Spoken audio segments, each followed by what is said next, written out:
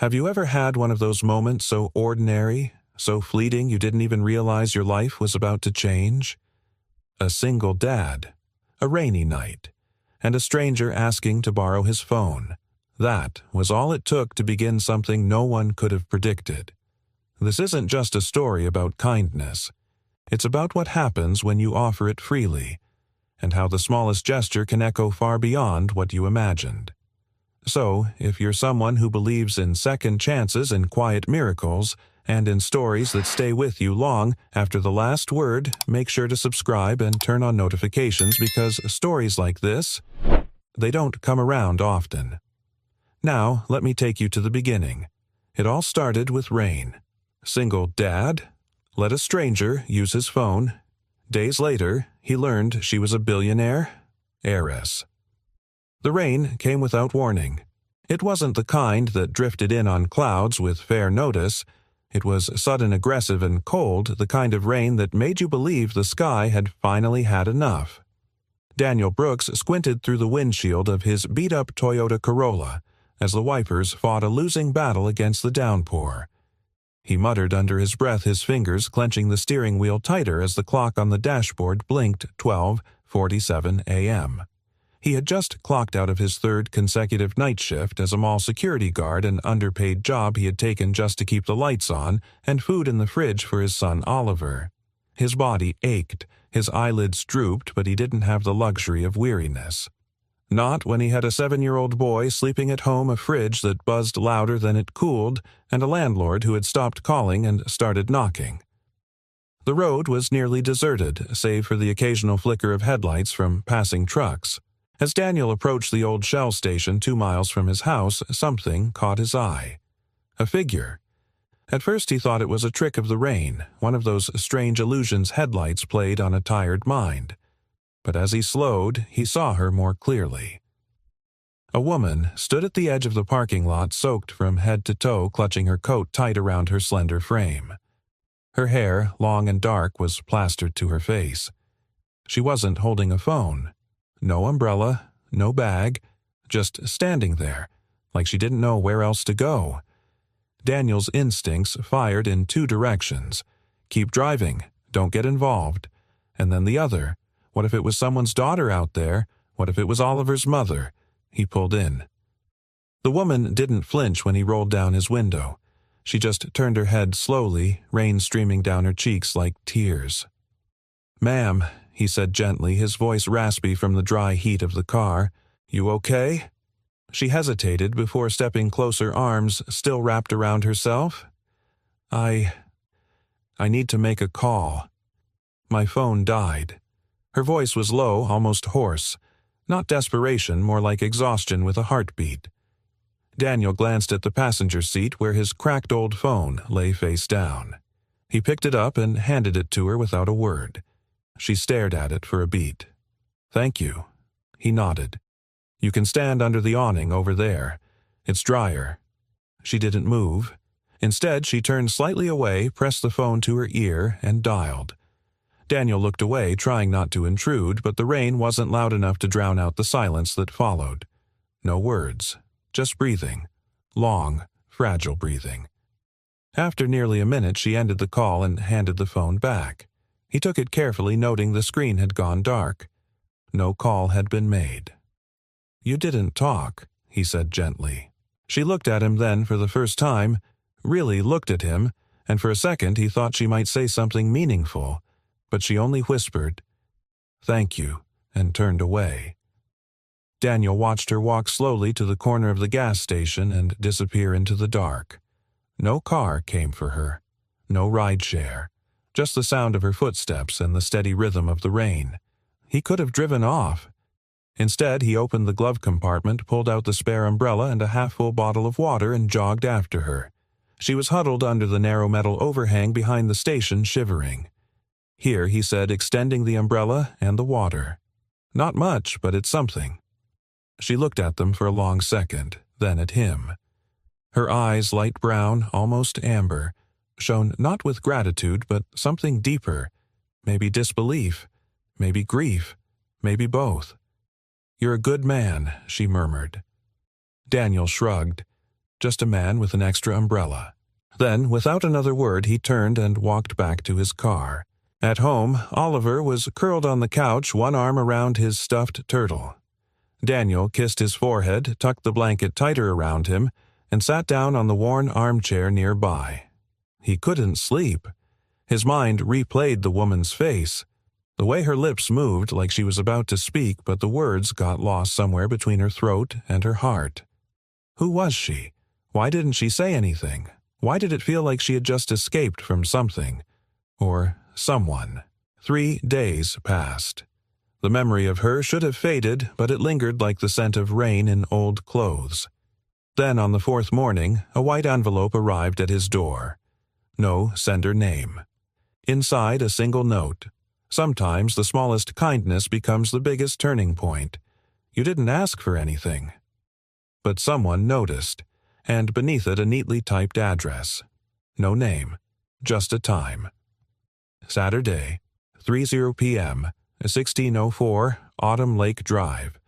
Daniel stared at it, his heart ticking louder than it should have. He didn't know anyone who lived in that part of town. That was the rich side. Gated homes, lakefront lawns, security cameras. He checked the envelope again. No money, no threat. Just a message. A quiet echo from a rainy night. A question lingered in the back of his mind as he folded the paper and looked out the window at the cloudy sky. Who the hell had he just saved? Daniel sat in the front seat of his car parked just outside the massive iron gates of 1604 Autumn Lake Drive, staring at the elegant security panel like it was a puzzle he hadn't been trained to solve. The street was a world away from his modest neighborhood. Here the sidewalks gleamed, lined with manicured hedges and dogwood trees in soft spring bloom. The lake behind the rows of properties glistened under the mid-afternoon sun, as if even the water here was more refined. Oliver sat in the back seat, legs swinging nervously. He clutched his stuffed turtle Toby tighter than usual. Daniel had told him this was just a visit, someone said. Thank you in a strange way he'd explained, which was about as much as he understood himself. He hadn't planned to bring Oliver, but leaving him home didn't feel right. And, truthfully, Daniel didn't want to face whatever this was alone. He leaned out and pressed the call button on the security box. A voice answered instantly, calm, professional, and oddly familiar. Mr. Brooks, you're right on time. Please proceed through. Take the second right after the fountain. The gates opened silently. Daniel exchanged a glance with Oliver in the rearview mirror, then drove forward as if entering another reality. The estate revealed itself like a painting. A sprawling 3-story home in white brick and soft gray stone stood before them, framed by willow trees and trimmed ivy. Everything looked deliberate, perfected, expensive. Daniel pulled into the circular driveway, heart thudding louder with each turn of the tires. A man in a tailored navy suit greeted them at the car. He had the posture of someone who spent more time in boardrooms than outdoors, but his voice was warm when he said, "Welcome, Mr. Brooks. And you must be Oliver." He smiled at the boy. Oliver offered a shy nod and a whisper, "Hi. I'm Mr. Harlan. Miss Ellington is waiting for you inside." Daniel froze. That name, Ellington. He knew it. Everyone did. It was stamped on the side of half the city's real estate and printed in bronze outside tech offices and luxury towers. Claire Ellington, heiress to Ellington Global. But it couldn't be. Could it? Still silent, he took Oliver's hand and followed the man into the house. The inside was quieter than expected. Not cold, not sterile, but hushed like a museum filled with private grief. Art lined the walls, some famous, some clearly drawn by a child's hand. A fireplace crackled faintly even in the afternoon sun. And there she was, standing at the far end of the grand room by a floor-to-ceiling window overlooking the lake. Hair pulled into a loose braid, a soft blue dress draping her frame, and no trace of the rain-drenched woman he had met days before, except in the eyes. Those amber eyes still carrying something heavy. She turned slowly. Her expression changed when she saw Oliver. She softened. "Hi," she said, her voice calm but layered. Oliver stepped slightly behind Daniel. "It's okay, bud," Daniel murmured, then looked up at her. "You sent the note." "I did." She walked forward. "I wasn't sure you'd come." "I wasn't sure either," he said honestly. A long pause. "Thank you," she said, "for that night, for not asking questions, for handing me your phone like it was nothing." "I didn't think it was nothing," Daniel replied. "I just thought it wasn't my business." She smiled faintly. "That's rare." Claire crouched slightly to Oliver's level. "Do you like peanut butter cookies?" Oliver glanced at Daniel, who gave a small nod. Claire motioned toward a sitting room nearby. "Harlan baked some this morning." "Wait, he bakes?" Daniel asked. "Everyone has surprises," she replied.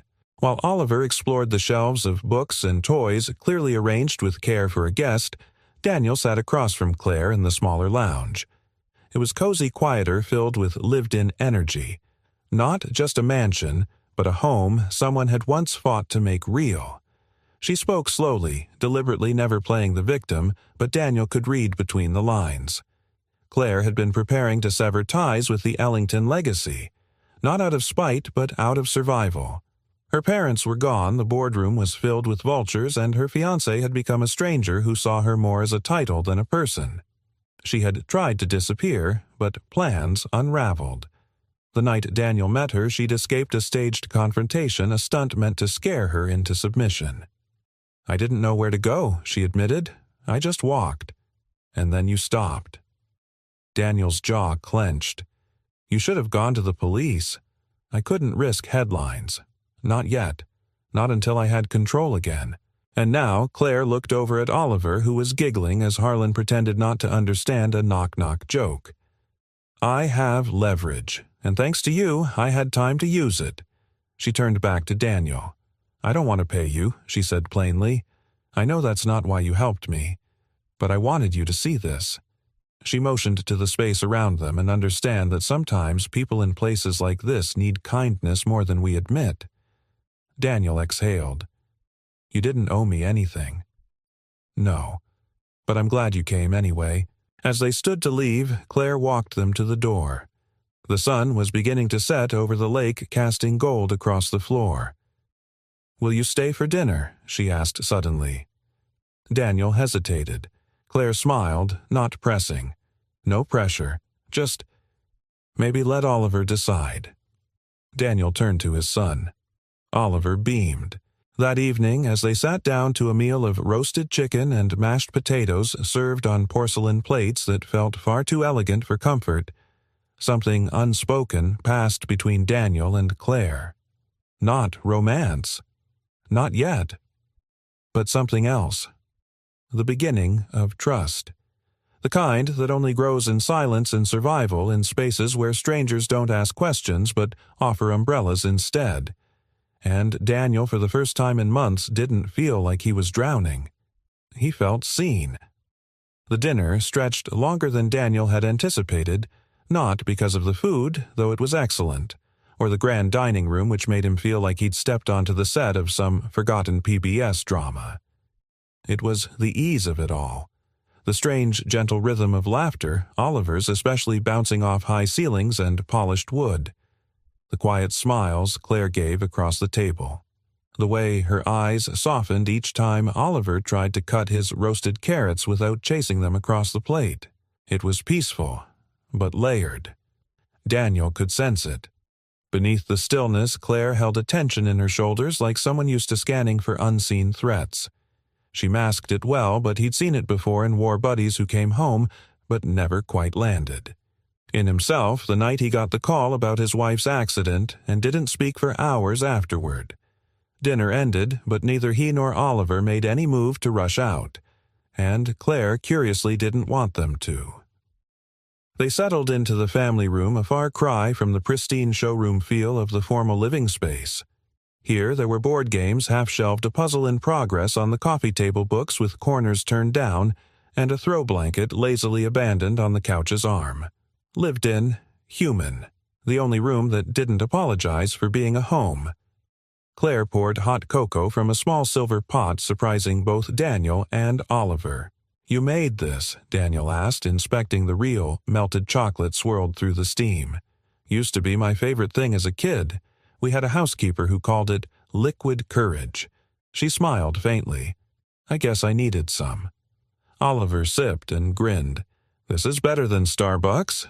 Claire chuckled. High praise. As Oliver curled up with Toby and a well-worn copy of The Velveteen Rabbit from Claire's bookshelf, Daniel turned toward her, their seats angled just enough to allow space, but not distance. "So, what now?" he asked quietly. Claire looked at her hands for a long moment. "Now I figure out how to close the door on one chapter without burning the entire house down." Daniel watched her. She wasn't speaking in metaphors. Or maybe she was, but they were too close to reality to be dismissed. "I meant it when I said I didn't want to pay you," she said. "But I didn't bring you here just to say thank you." "Then why?" "Because you didn't ask who I was.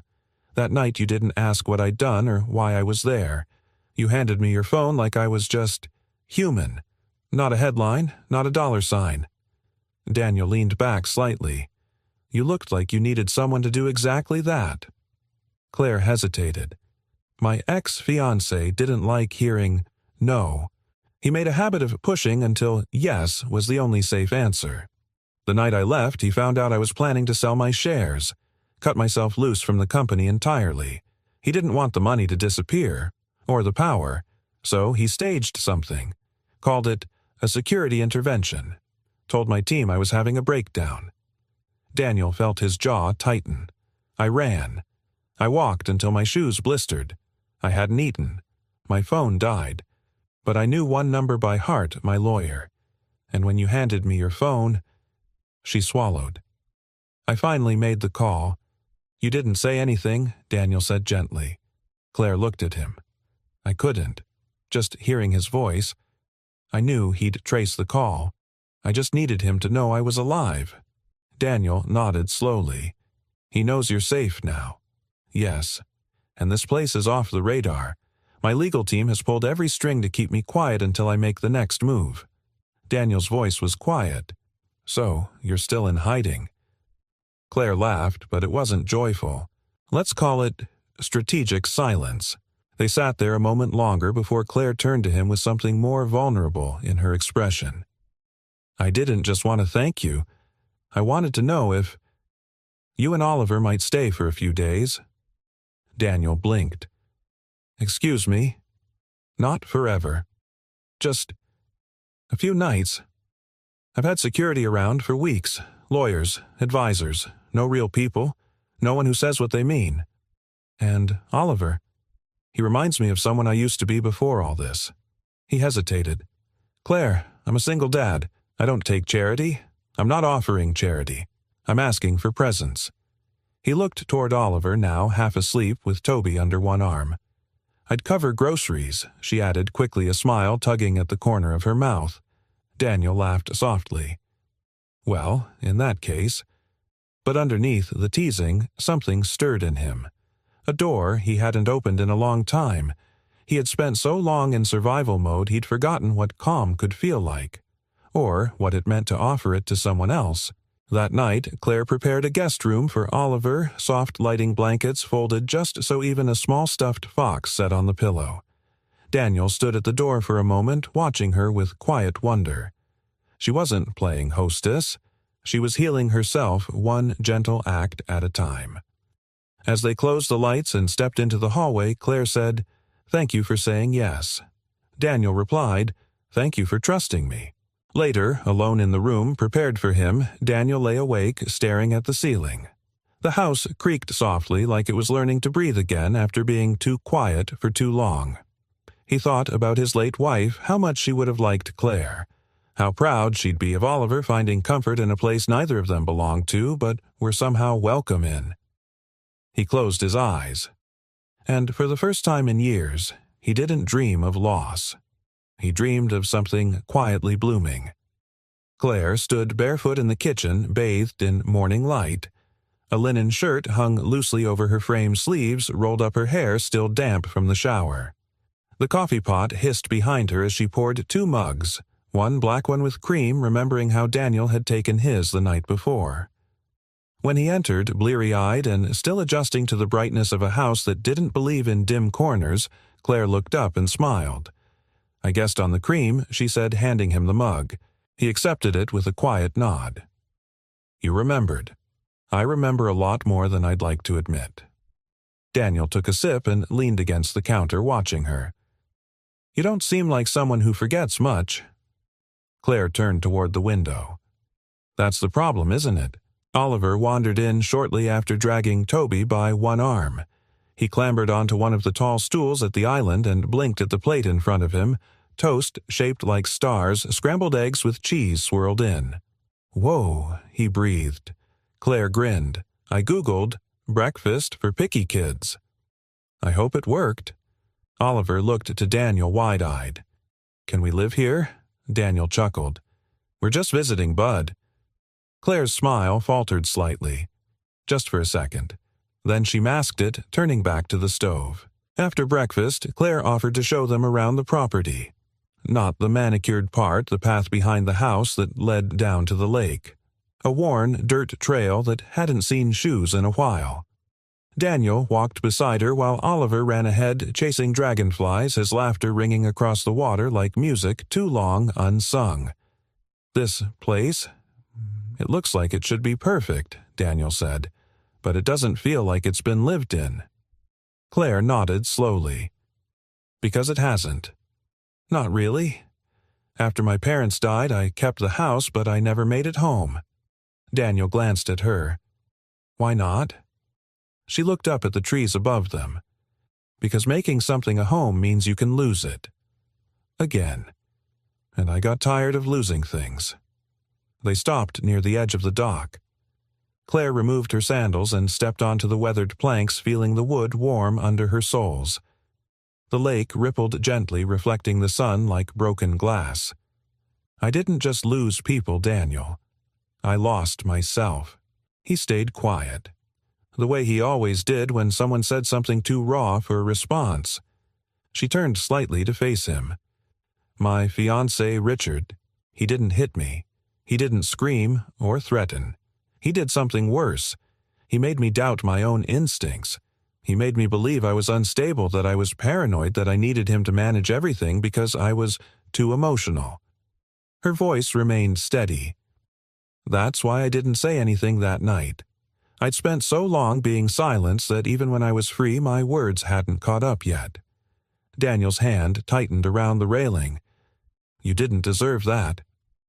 She smiled, but it didn't reach her eyes. "No one does. But it happens. Quietly. Elegantly. Especially to women like me, born into the illusion of control, raised to maintain an image. If I had screamed, no one would have heard me over the applause of being engaged to the heir of 3 tech empires." He looked at her not as a billionaire, not as a symbol, but as a survivor. "Do you still feel like you're his prisoner?" "No. But I feel like I'm still trying to remember who I was before him." Daniel let the silence settle. Then, slowly, he said, "I know a little something about forgetting who you are." She turned to him. "When my wife died, I thought I had to become someone else to keep going. Strong, silent, unshakable. But all it did was make me invisible to my own son. I thought I was protecting him by not letting him see me fall apart. Turns out he needed to see me be human more than he needed me to be a wall." Claire's eyes shimmered, not with tears but recognition. Later that day, Oliver sat on the patio with a coloring book, legs tucked under him, completely absorbed. Daniel and Claire watched from inside a soft acoustic playlist filling the background. "He's doing better," she said. Daniel nodded. "He is." "I like who he is around you," Claire added almost as a whisper. "He trusts you." "It shows." Daniel smiled faintly. He didn't for a long time. After his mom passed, he shut down. Wouldn't talk to teachers. Cried at night for someone he couldn't name. Sometimes I think he missed the version of me that laughed more than he missed her. Claire reached for her glass of water, thoughtful. "Grief doesn't steal just the people we love. It steals the version of ourselves we were with them." Daniel looked at her genuinely stunned. She glanced up. "Sorry, that was a bit much." "No," he said softly. "That was exactly right." That evening, Daniel found himself helping Claire prep dinner. Not fancy, just spaghetti garlic bread and a Caesar salad, but the act itself felt intimate. She tossed lettuce while he grated cheese. Their arms brushed once or twice each time, sending a small ripple of warmth between them. "Do you cook often?" Daniel asked. "Not for a long time," Claire admitted. "But tonight, it felt good to do something normal. Normal's underrated." He smiled. They ate together again, this time with less formality. Oliver told silly stories. Claire laughed freely, and Daniel watched them both, something stirring deep within him, an emotion that felt dangerously close to hope. After putting Oliver to bed, Daniel stepped out onto the balcony with a cup of tea Claire had made. The lake shimmered beneath the moonlight, calm and vast. He leaned on the railing, letting the quiet wash over him. Claire joined him moments later, arms crossed against the chill. "I haven't had this much silence in years," she said. "Too much." She shook her head. "No. It's the kind that lets you hear your own voice again." They stood together, looking out, neither speaking. And in that space between words, between stories half told and wounds half healed, something unspoken settled between them. The realization that maybe they weren't here to save each other. Maybe they were here to remind each other that healing was possible, and that some walls weren't meant to keep people out. Some were just waiting for someone to knock. It was still early when Daniel stepped onto the back porch, a mug of coffee in hand, the chill of Oregon's spring morning brushing gently against his face. The lake shimmered with mist. In the distance, birdsong laced through the trees like a half-forgotten lullaby. He heard soft giggling. Rounding the corner, he found Claire kneeling on the lawn, carefully wrapping something bright red around Oliver's neck. The boy's cheeks were flushed with laughter, his eyes wide with joy.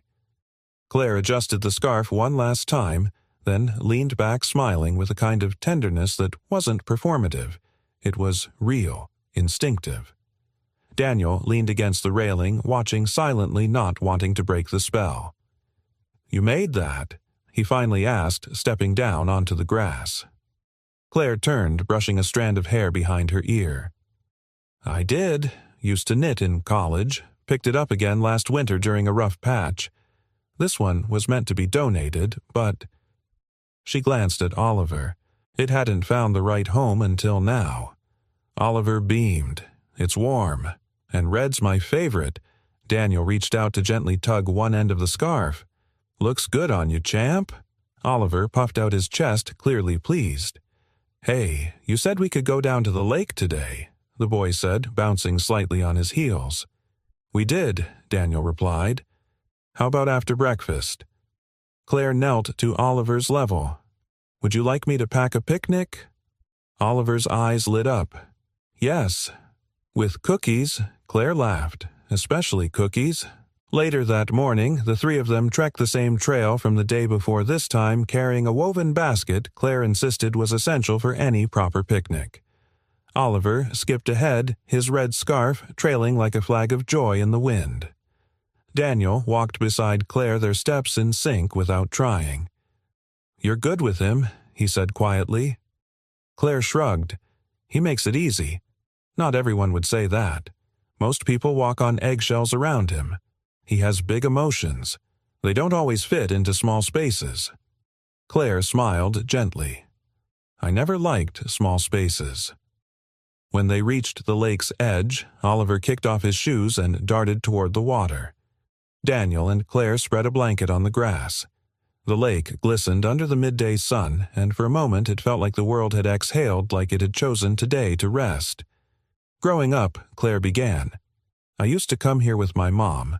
Before everything got complicated. She'd let me build rock towers and name the ducks. We'd sit just like this." Daniel glanced at her.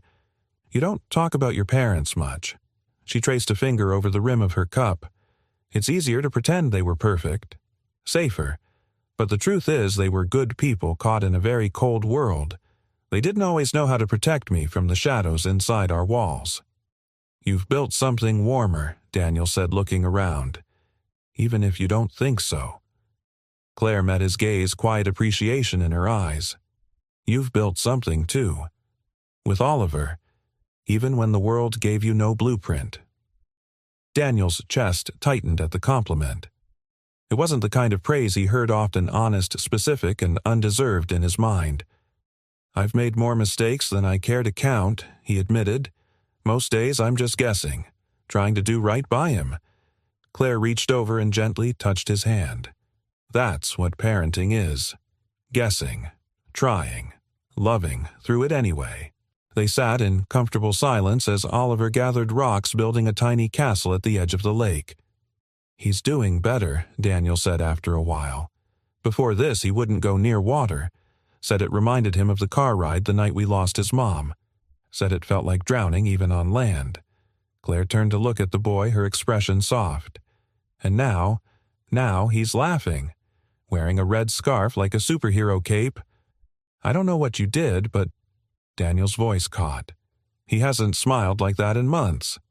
Claire blinked back tears. I didn't do anything. I just saw him. And I think, maybe, that's what he needed. Daniel nodded, his voice quiet. Me too. That evening they returned home, sun-warmed and wind-tousled. Claire laid out the leftover picnic items on the kitchen island while Oliver sprawled on the couch, scarf still wrapped proudly around his neck, utterly content. Daniel stepped beside her, stealing a piece of cheese from the tray. You ever think about what comes next? Claire turned to him, surprised. What do you mean? This, he gestured loosely around them. It's temporary. You said so yourself. Eventually, the world knocks again. Claire looked down. I know. Daniel's tone was gentle but firm. So, what's your plan when it does? She took a deep breath. There's a board meeting coming. I'll push to remove myself from the Ellington group officially. Take back my name, but not the empire. And then, I don't know. That takes courage, he said. She smiled. Not as much as raising a son on night shifts and cold dinners. They both laughed softly, a kind of mutual respect silently forming. Claire turned serious again. I don't know where I'll end up, Daniel, but I know I want to live differently now, not behind gates or headlines, just real. Daniel nodded. Then start here, one moment at a time. Before bedtime, Claire pulled a book from the shelf and sat beside Oliver. He curled up next to her without hesitation. Will you read? He asked. She looked at Daniel, who gave a small nod. Claire opened the book, her voice calm and steady as she read Goodnight Moon, the same way Daniel's wife used to read it, only softer, almost reverent. When she finished, Oliver whispered, I like your voice. It sounds like falling asleep feels. Claire blinked, swallowing emotion. Thank you, sweetheart. She tucked the red scarf around him like a blanket. That night, as Daniel lay awake again, he realized something had shifted. Not in a grand cinematic way, but in a quiet, irrevocable one. This wasn't just about healing. It was about beginning. And somewhere in the warmth of a borrowed scarf, a lakeside picnic, and a bedtime story, he had crossed a threshold. He wasn't just visiting anymore. He was slowly, gently coming home. The morning began like the others, slow, golden, and filled with the kind of small domestic joys Daniel hadn't allowed himself to enjoy in years. Claire was in the garden, trimming lavender. Oliver was at the breakfast nook, sketching something he refused to show just yet. Daniel was frying eggs while humming a tune he barely remembered. It was ordinary, which made what happened next all the more jarring. The doorbell rang. Not the polite chime of someone expected, but the sharp, insistent kind that pierced through calm like a warning bell. Daniel wiped his hands and walked to the front door. Through the glass, he saw a man in a button-down shirt and jeans holding a tablet. A reporter. Daniel's gut twisted. He opened the door slowly. Mr. Brooks, the man asked. Daniel Brooks. Daniel didn't answer. I'm with the Chronicle. Just a few questions about your stay here with Miss Ellington. Word is you've been living here with your son. Would you care to comment on the nature of your relationship?" Daniel's jaw tightened. "No." The reporter smiled, shameless. "There's quite a story unfolding. A single father down on his luck caught in the warm embrace of a billionaire heiress. You have to admit it's a headline made for clicks." Daniel stepped forward. "You need to leave." Just then, Claire appeared on the porch behind him. She wore gardening gloves, dirt on her sleeves, hair in a braid. She looked nothing like the woman on magazine covers, and everything like a person trying to start over. Her eyes locked onto the reporter.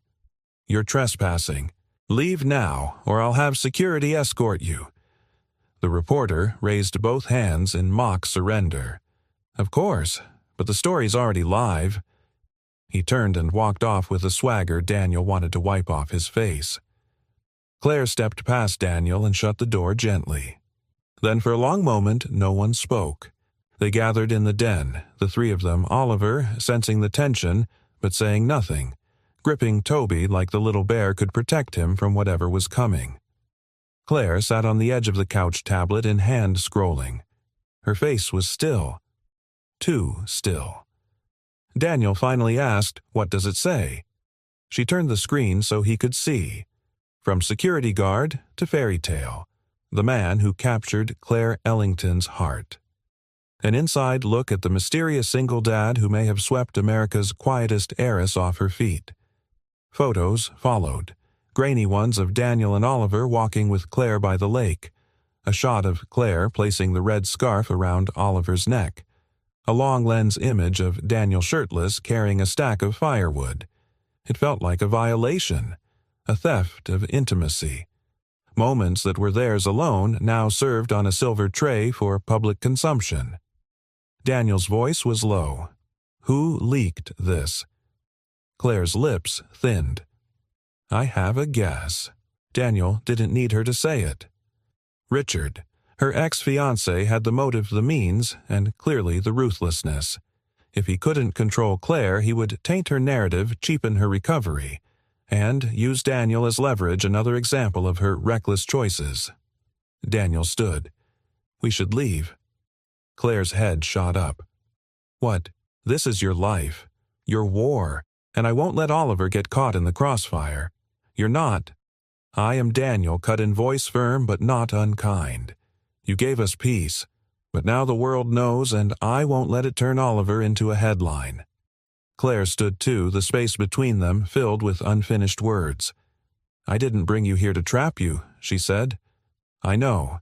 I brought you here because you were the first good thing in a long time, because you reminded me that I was more than my name." Daniel swallowed hard. "And that's exactly why I need to leave. So you can fight this without worrying about me or my son being used as a weapon." Claire blinked, and in that moment Daniel saw the fear she rarely let surface. "You'll hate me for this," he said softly. She shook her head. "I could never hate you." Packing didn't take long. They hadn't brought much. Oliver didn't ask questions.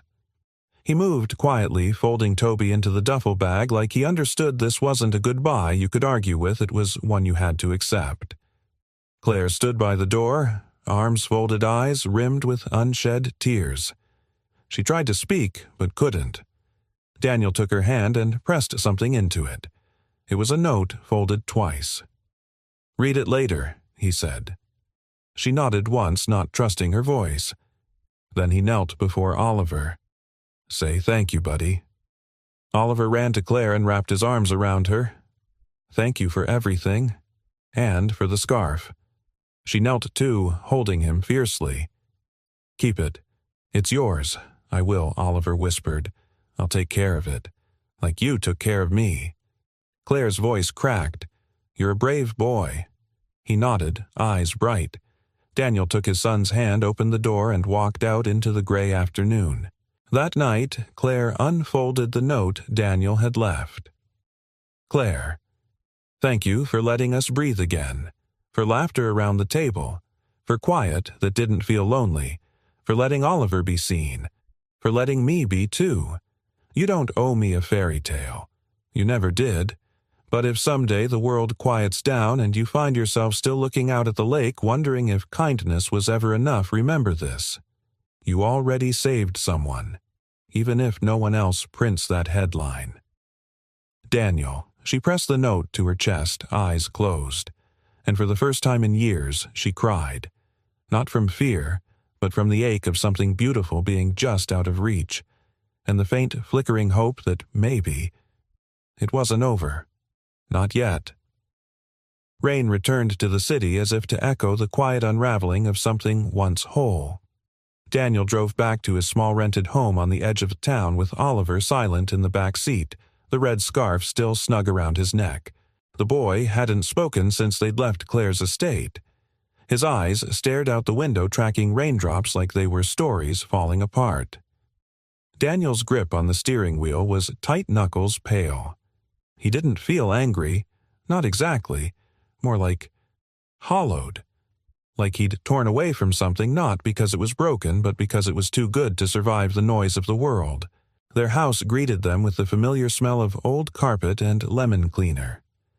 Daniel dropped the duffel bag inside the door, rubbed the back of his neck, and looked around.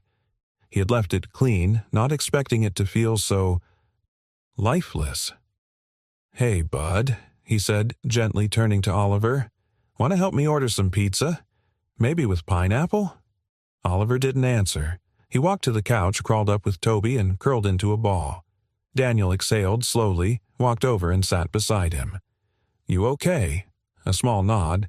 Daniel paused. "I know it's hard, leaving a place that felt good, but it was the right thing. We had to protect ourselves." Oliver turned his head, voice muffled. "Was she in danger?" Daniel blinked. "What?" Claire Oliver said softly. "Was she in danger because of us?" Daniel hesitated, then shook his head. She was already in the middle of something difficult. "We just became part of the story." Oliver hugged his stuffed animal tighter. "I liked her stories better."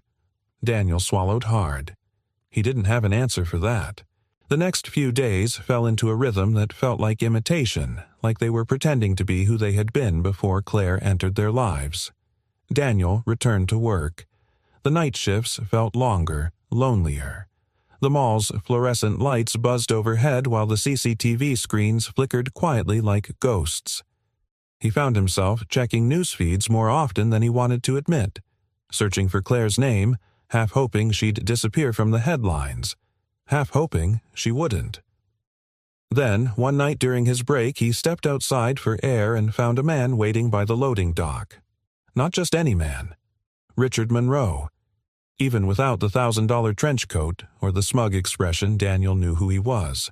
The man radiated curated power, the kind that was as rehearsed as it was dangerous. "You must be Daniel Brooks," Richard said, stepping forward. His voice was smooth, polished, coated in contempt. The moral knight of the hour. Daniel didn't flinch. "What do you want?" Richard smiled like a politician. "Let's not pretend this is a fairy tale. You played your part." Claire had her moment of rebellion, but the moments passed. Daniel crossed his arms. "Is that what you think she is? A moment she's confused, and easily swayed by sob stories and underdogs. She always had a soft spot for the broken ones." Daniel's jaw clenched. "She's not yours to categorize." Richard stepped closer, his voice dropping an octave. "She's mine to protect from herself if necessary. You walked away once. Do us both a favor and stay gone." Daniel didn't blink. "Is that a threat?" Richard chuckled. "No, it's a warning, one I expect you're smart enough to take." He turned on his heel coat, flaring, and disappeared into the night like a villain from a noir film. But Daniel didn't chase him. He just stood there, the cool air bracing against the fire in his chest. That weekend, Daniel took Oliver to a small community fair. It had always been their tradition, something he and his late wife had started when Oliver was just a toddler. Rides, lemonade. A magician who wasn't very good but always remembered Oliver's name. They sat on a bench eating cotton candy when Oliver looked up. "Dad, do you think she misses us?" Daniel looked down at his son's face, so open, so trusting.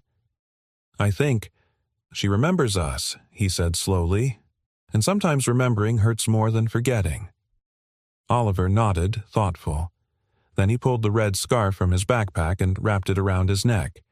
It was fraying a little at the edges now, but he wore it like armor. "I'm going to write her a letter," he said. Daniel blinked.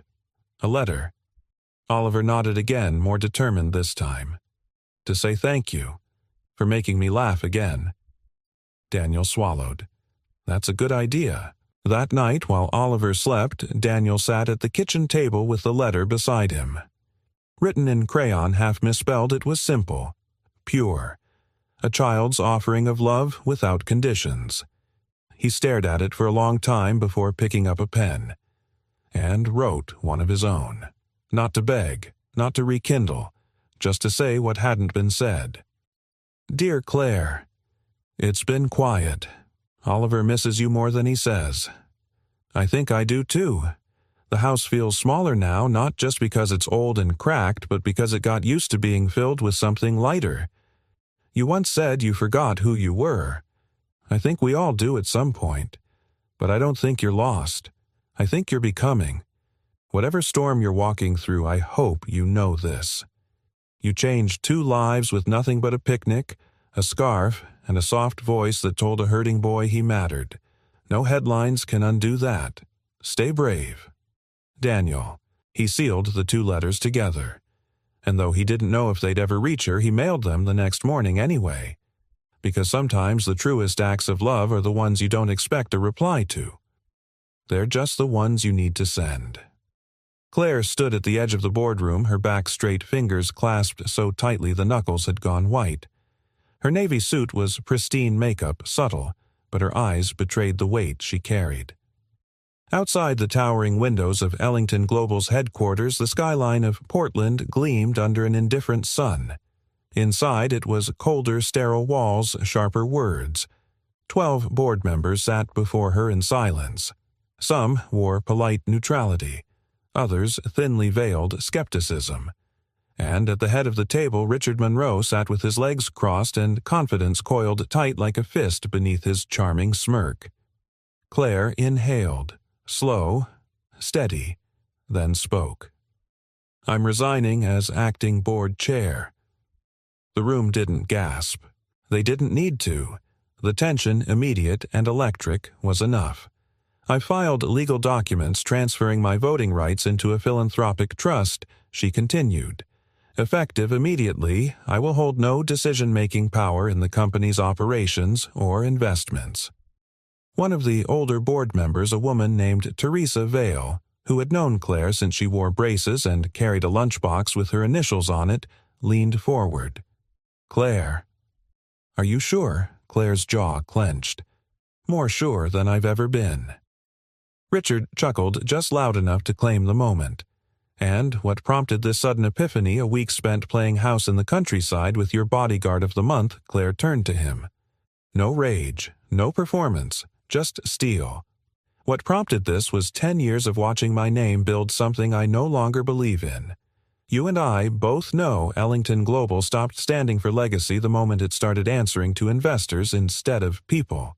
I want out." Richard stood. "You walk away now, Claire, and you won't be able to come back. No more family cushion, no more emergency votes, no safety net." "I don't want one," she said. "I'm not falling. I'm choosing to climb something real." A pause followed. No one moved, no one challenged, because deep down they knew she wasn't bluffing. She was burning the bridge behind her and doing it with grace. When the meeting adjourned, Richard followed her to the elevator. "You think this makes you noble," he hissed. "Walking away from billions from your family name?" "I'm not walking away from my name," Claire said, stepping inside. "I'm taking it back." The doors closed, and for the first time in her adult life, Claire Ellington rode the elevator down without feeling like she was descending into something false. She was finally rising. That evening, back at her estate, Claire sat by the fireplace in soft jeans and an old hoodie. No cameras, no meetings, no guards. Just quiet. Just firelight. In her lap were 2 envelopes. One with Oliver's handwriting, large letters backward as a crayon drawing of him and Daniel standing beneath a tree. Toby the turtle floated beside them in the air like a happy balloon. The second envelope was heavier, neater. Daniel's words unfolded like a whisper across the pages. His writing wasn't flowery, but it was honest. Each sentence weighted with something Claire hadn't allowed herself to hope for. He didn't ask her to return. He simply reminded her that she was already seen, already valued, already loved in ways she hadn't dared name aloud. Her tears came slowly, not from sadness, from clarity, from knowing what she had to do next. 2 days later, Daniel arrived home from a double shift. His shoulders sagged, eyes rimmed with exhaustion. He pushed open the door, expecting silence. Instead, the scent of cinnamon filled the house. He blinked. Oliver ran to the door, wide-eyed. "Dad." "She's here." Daniel froze. And then Claire stepped out of the kitchen apron over a sweater flower on her cheek and a look in her eyes that undid something inside him. "I hope you're not too tired," she said, voice soft but steady. "I've been practicing cinnamon rolls. The edges are still too crunchy." Daniel stared. "You're here." "I am," she nodded. "And I brought a peace offering." "You didn't need to." "I did," she interrupted gently. "Because I left things unsaid, and because I needed to fight for something this time, not just walk away from it." Daniel looked at her, heart pounding. "What about your company I resigned?" His eyes widened. "You what? I stepped away. Built a foundation instead, one that won't answer to profits but to people." She reached into her bag and pulled out a printed brochure. Red Scarf Foundation. Underneath the tagline read, "Kindness can start anywhere, even in the rain." Daniel took the paper, overwhelmed. "It's a community initiative," Claire explained, focused on supporting single-parent families, trauma-affected kids, and those healing from emotional abuse. There'll be counseling, food, assistance, educational grants. I used my name one last time to build something better. Daniel's throat tightened. "You built this because of Oliver." She smiled. "Because of Oliver, because of you, because of a phone call I never made." That night, the 3 of them ate cinnamon rolls at the kitchen table, some edges too dark, some centers still gooey, but no one complained. After Oliver fell asleep, Daniel walked Claire to the door. She turned unsure. "Do I go?" He looked at her for a long moment, then shook his head. "No. You stay. If you want." She stepped closer. "I want to." He nodded once. "Then you're home." And just like that, no grand kiss, no sweeping music, just a quiet promise they stepped into something not perfect but true. Something not fairy tale but real. And it was more than enough. The morning light filtered through the thin curtains of Daniel's living room, casting soft golden rays on the worn hardwood floors. The small house had never felt so full, not crowded, but full in the best possible way. With laughter, with warmth, with her. Claire was in the kitchen, barefoot, pouring orange juice into mismatched glasses. Daniel was sitting at the table, helping Oliver spell out a new word foundation, while Toby the turtle leaned sideways against a blue crayon. "You almost had it." Daniel smiled gently, correcting the backward N. "Try again." Oliver grinned and set to work, tongue poking out in concentration. Claire watched from across the counter, arms crossed loosely over her chest, her eyes tender. This was the part she hadn't known she'd missed. Not the penthouses or the boardroom wins, but mornings like this, the smell of toast, the sound of pencils scribbling, the calm, constant hum of people just being together. When Oliver finished the word, he turned the page in his notebook and began writing again, this time unprompted. Daniel glanced at him. "What are you working on now, but a letter?" Oliver said brightly. "To Claire. But for real this time." Claire blinked. "Oh." He nodded, focused. "I want to give it to her when the new center opens." Claire moved to sit beside him, curious. "Can I peek?" He hesitated, then shook his head. Not yet. She smiled. Okay, surprise me. Later that day, they visited the site of what would soon become the Red Scarf Foundation. It was still raw, just a building shell construction tape and metal scaffolding, but Claire saw it with the clarity only someone with vision could have. This place used to be a closed school, she explained as they stepped through the wide entry doors. City couldn't get the funding to fix it. I bought it last week. The gym will become a multi-purpose community hall. Classrooms converted into therapy spaces, tutoring rooms. There'll be a playground out back. Oliver ran ahead exploring the empty corridors. His voice echoed down the hallway as he called for Daniel to come see the super cool big room. Claire turned to Daniel. I want this to be more than a building. I want it to be what we didn't have growing up. A place that tells people they matter before the world tries to convince them they don't. Daniel watched her for a long moment. You're doing something incredible here. Claire looked away, her voice quieter. It started with you. With him. I just followed it. Daniel didn't respond with words. He simply reached out and took her hand. And for a second, all the weight she still carried felt lighter. Over the next week, as construction began and Claire held planning meetings, Daniel and Oliver returned to a familiar rhythm, but one that now pulsed with renewed purpose.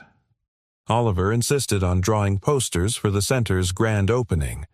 One for every window, he declared, and one for the front that says, "This place is safe." Daniel caught Claire tearing up when she read that last one. At night after dinner, Claire would read aloud sometimes from children's books, sometimes from news articles about community work across the country. Oliver would fall asleep to the sound of her voice, safe in a world that once scared him.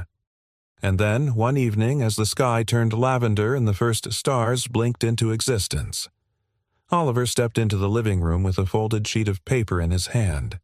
He looked nervous. Claire. She turned from where she was sipping tea on the couch. Yes, sweetheart. He held out the note. I finished your letter. For real. Claire took it with both hands, treating it like something sacred.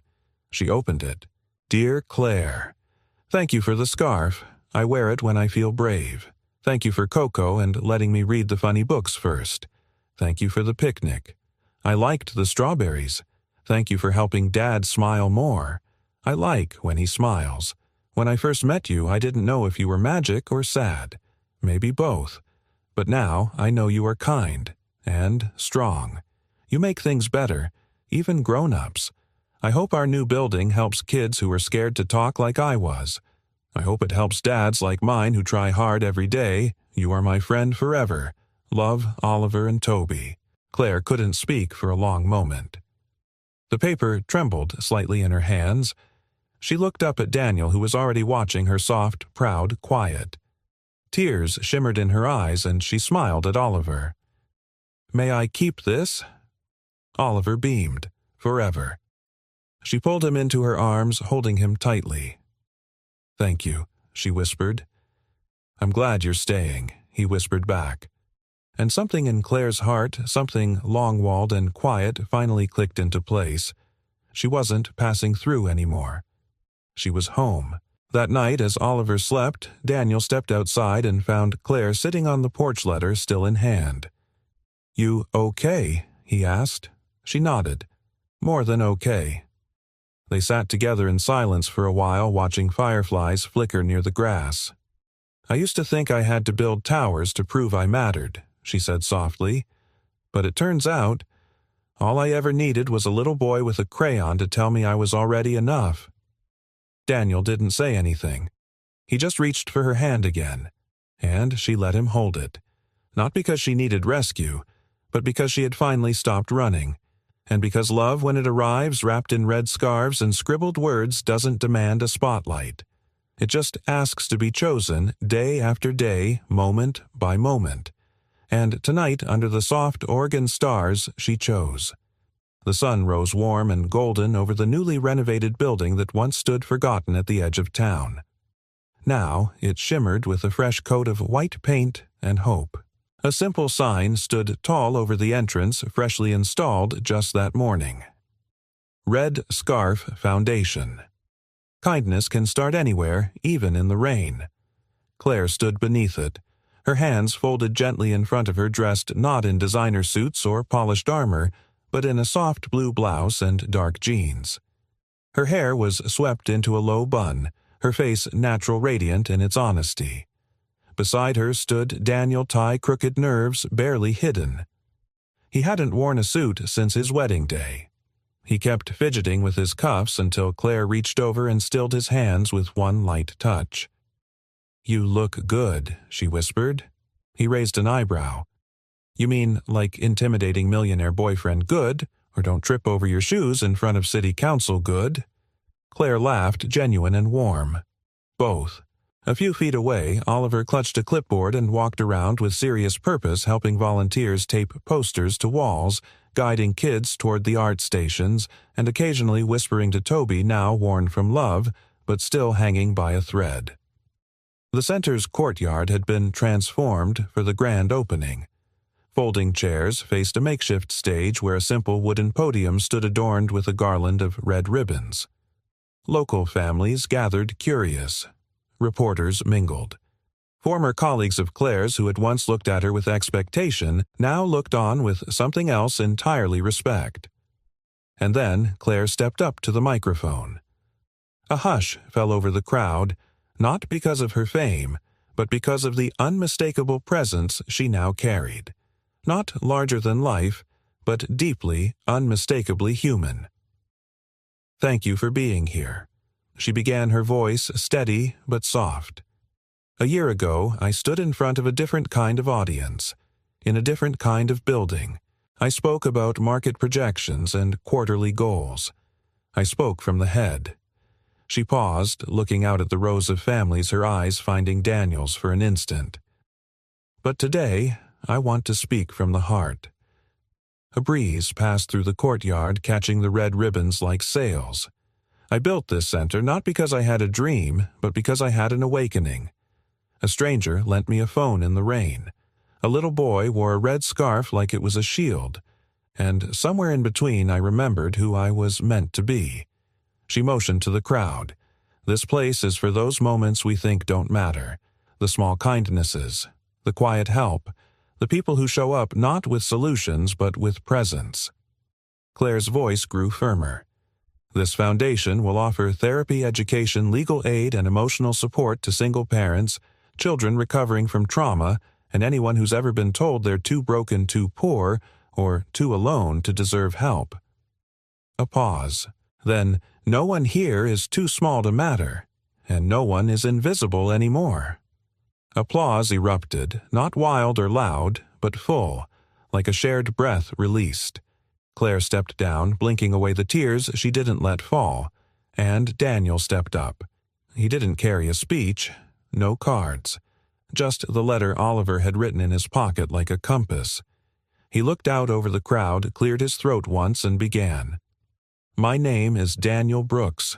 I'm not a speaker. I'm a dad. I'm a man who's messed up more than he's gotten right. But I'm learning." He looked toward Oliver, who gave him a double thumbs up. "I'm learning that the hardest thing about being a parent isn't the bills or the long nights. It's the moments when you're trying to be strong and your kid just wants you to be real. Claire taught me that, not with lessons, but with how she sees people, especially my son." He swallowed. "There was a time when I thought survival was all I could hope for. And then someone gave me a home I didn't ask for. A place at a table I didn't think I deserved. She didn't fix me. She reminded me I was never broken to begin with." His voice grew quiet. "Today, I'm proud to be part of something that starts with love and leads with kindness." The crowd stood to applaud not just for him, but for them, for what they represented. Not success, but redemption. Later, as the crowd dispersed and the volunteers began clearing chairs, Claire found Daniel near the stage, sipping lemonade like he'd just run a marathon. "You were amazing," she said, walking up beside him. He smiled sheepishly. "Didn't pass out. That's a win." She leaned in. "You passed something else, too." He blinked. "What?" She slid a small envelope into his hand. He opened it slowly. Inside was a simple certificate Daniel Brooks' co-founder Red Scarf Foundation. He looked up, startled. Claire shrugged. It was never just my story. Daniel stared at the certificate. For a long time, words didn't come. Then, finally, "Are you sure I've never been more?" She took his hand, lacing their fingers together. And this time there were no cameras, no microphones, no reporters, just a man, a woman, and a child standing outside a building they had willed into existence with nothing but memory loss, love, and the belief that quiet kindness could become something loud enough to change lives. As the sun dipped behind the roofline of the new center, Oliver ran up and tugged on Claire's hand. "I want to show you my favorite part," he said. She grinned. "Lead the way." He pulled her around the side of the building where a mural had been painted, a little boy in a red scarf holding a phone in the rain, passing it to a woman with tears in her eyes. Below it, written in bold red letters. It started with a phone call that didn't need words, and underneath in a child's handwriting, "Thank you for answering." The first snow of the season fell lightly over Oregon, dusting the roof of the Red Scarf Foundation in a veil of white. Inside, warmth bloomed in every corner, twinkling lights along the windows, garlands strung between doorways, and the smell of cinnamon and pine wrapping around every person who stepped through the doors. It had been 6 months since the grand opening. 6 months since a single act of kindness became a movement, since strangers became something like family. Claire stood near the entrance watching families move through the community hall with easy familiarity, children playing in the reading corner, parents chatting over coffee volunteers, wrapping holiday gifts on long folding tables. She clutched a steaming mug in both hands, taking it all in, not as an outsider or benefactor, but as someone who belonged. Daniel approached from behind, gently resting a hand on her lower back. She leaned into it instinctively. "They just brought in the last batch of coats," he said, nodding toward the donation table. "We might actually run out of shelves." Claire smiled. "We'll just build more." He chuckled. "You say that like it's easy. With you and Oliver here, it is." She turned toward him, fully studying his face, still rugged from long work shifts, still unsure sometimes of how to wear happiness, but undeniably softer now. Freer. Claire reached into her coat pocket and pulled out a small envelope. Daniel raised an eyebrow. "Another certificate." She laughed. "Not this time." He opened it carefully and pulled out a key. Silver. Simple. Familiar. His eyes lifted to hers. "Is this what I think it is?" "I talked to Oliver," she said. "He thinks we should all live under the same roof, where the cocoa tastes right and Toby gets his own pillow." Daniel blinked, caught between speechless and overflowing. Claire's voice turned tender. "I know we already built something together, but I want to build more with you. Every morning, every argument, every silly inside joke, I want the real stuff, not just the peaceful parts. I want the messy Tuesdays and the tired Fridays and the Saturdays when the only plan is pancakes." Daniel's chest rose and fell, and then he smiled, slow, deep, certain. "You're sure he asked? I'm sure she said. This isn't me rescuing you. This is me finally letting someone stand beside me, and knowing I don't have to be anything but myself to be loved." Daniel stepped closer, resting his forehead gently against hers. "Then, let's go home." They moved into a cozy 2-story house a few blocks from the center. Nothing extravagant, but big enough for board games on the floor forts made of couch cushions and weekend breakfasts with flour everywhere. Oliver got his own room painted sky blue with stars on the ceiling and a reading nook by the window. And Claire. She got a life that didn't need hiding behind headlines. She wrote grants at the kitchen table, hosted workshops in the evenings, and kissed Daniel goodbye every morning like the world wasn't perfect, but theirs was good enough to fight for. On the day after Christmas, Claire sat with Oliver on the back steps, their boots crunching in the soft snow, both wrapped in scarves. His was still red, now patched and mended where it had frayed. He handed her a piece of paper. Claire unfolded it, recognizing the handwriting instantly. My New Year list. 1. Help Dad make pancakes without burning them. 2. Learn how to tie my own tie. 3. Give Toby a middle name. 4. Help someone the way you helped me. 5. Never forget how this all started. P.S. I think we should write a book. You already know how it ends. Claire blinked back tears. Oliver nudged her. So, do you like it? She smiled and pulled him into a hug. More than you'll ever know. Later that evening, they hosted a small dinner with neighbors' staff and a few new families the foundation had recently welcomed. The dining table stretched end to end through the living room filled with mismatched chairs, chipped dishes, and more warmth than a mansion ever could have held. Daniel raised a glass of cider near the end of the meal, voice soft but sure. I don't know how many of you know the story of how all this began, he said, glancing at Claire, then at Oliver, who beamed behind a spoonful of mashed potatoes. But it started with something small. Just a moment, a stranger, a phone.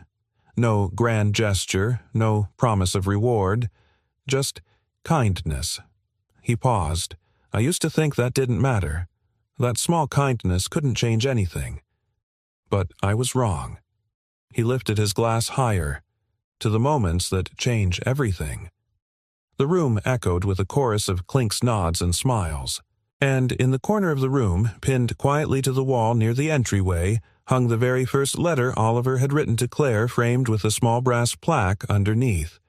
It read, "Thank you for answering." Outside, snow continued to fall. Inside, a single candle flickered on the windowsill. And within that small house and that growing community, kindness lived.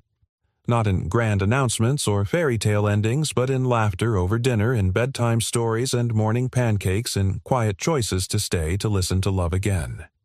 And for Daniel, Claire, and Oliver, that was everything.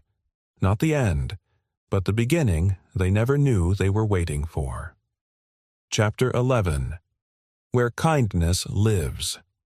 The first snow of the season fell lightly over Oregon, dusting the roof of the Red Scarf Foundation in a veil of white. Inside, warmth bloomed in every corner, twinkling lights along the windows, garlands strung between doorways, and the smell of cinnamon and pine wrapping around every person who stepped through the doors. It had been 6 months since the grand opening. 6 months since a single act of kindness became a movement.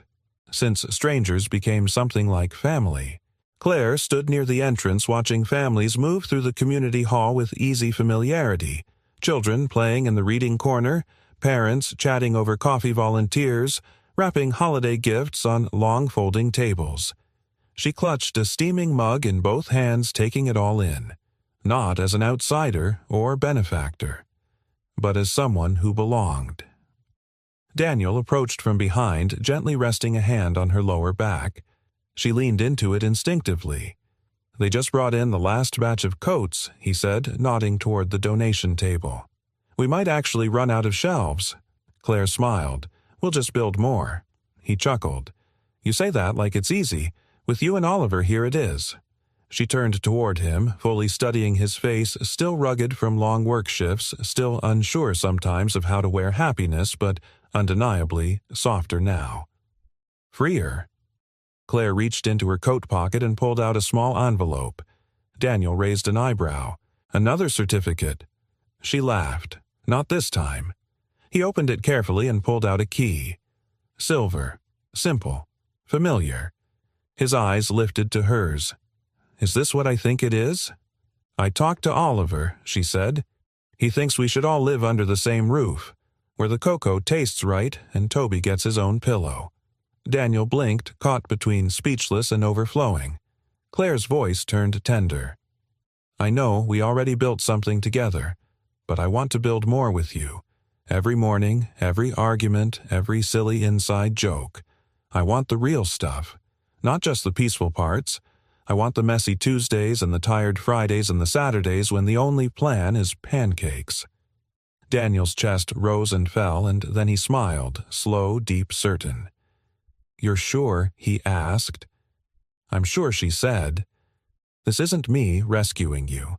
This is me finally letting someone stand beside me. and knowing I don't have to be anything but myself to be loved. Daniel stepped closer, resting his forehead gently against hers. Then let's go home. They moved into a cozy, 2-story house a few blocks from the center. Nothing extravagant, but big enough for board games on the floor forts made of couch cushions and weekend breakfasts with flour everywhere. Oliver got his own room painted sky blue with stars on the ceiling and a reading nook by the window. And Claire. She got a life that didn't need hiding behind headlines. She wrote grants at the kitchen table, hosted workshops in the evenings, and kissed Daniel goodbye every morning like the world wasn't perfect, but theirs was good enough to fight for. On the day after Christmas, Claire sat with Oliver on the back steps, their boots crunching in the soft snow, both wrapped in scarves. His was still red, now patched and mended where it had frayed. He handed her a piece of paper. Claire unfolded it, recognizing the handwriting instantly. My New Year list: 1. Help Dad make pancakes without burning them. 2. Learn how to tie my own tie. 3. Give Toby a middle name. 4. Help someone the way you helped me. 5. Never forget how this all started. P.S. I think we should write a book. You already know how it ends. Claire blinked back tears. Oliver nudged her. So, do you like it? She smiled and pulled him into a hug. More than you'll ever know. Later that evening, they hosted a small dinner with neighbors' staff and a few new families the foundation had recently welcomed. The dining table stretched end to end through the living room filled with mismatched chairs, chipped dishes, and more warmth than a mansion ever could have held. Daniel raised a glass of cider near the end of the meal, voice soft but sure.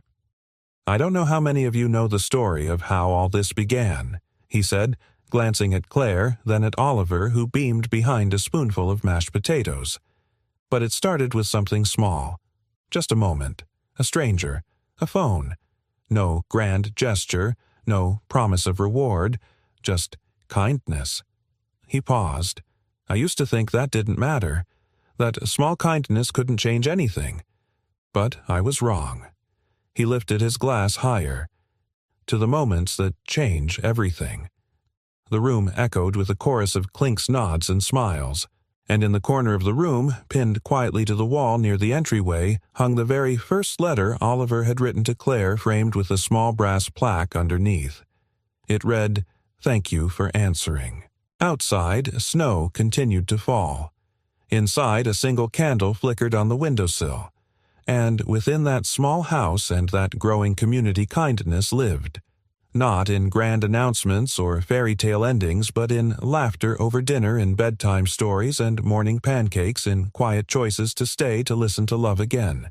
And for Daniel, Claire, and Oliver, that was everything. Not the end, but the beginning they never knew they were waiting for. And that was the story of how a simple act of kindness on a rainy night changed 3 lives forever. But now I'd love to hear from you. Where in the world are you watching from? And what part of the story touched you the most? Let me know in the comments. I read everyone. If this story moved you, inspired you, or simply made you believe in the quiet power of compassion, don't forget to subscribe and hit the bell icon so you never miss a new story. From my heart to yours, thank you for watching. Until next time, stay kind, stay hopeful, and never underestimate the ripple of a small good thing.